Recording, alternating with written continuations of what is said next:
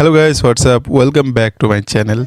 In this video we are going to learn about how to add an image in PDF file.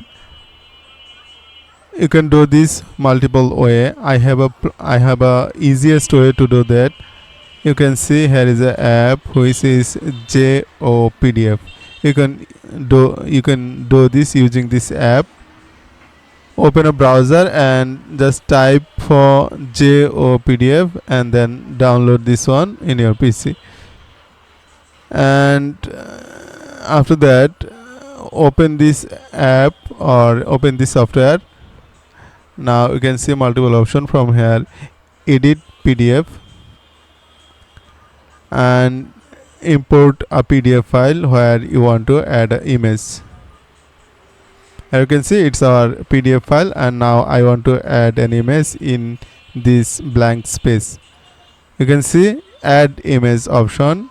Click here and drag a position or space where you want to add your image.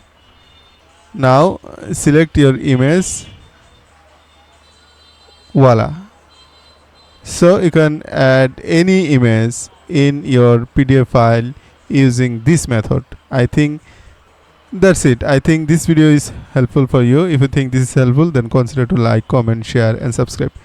See you in the next video. Bye.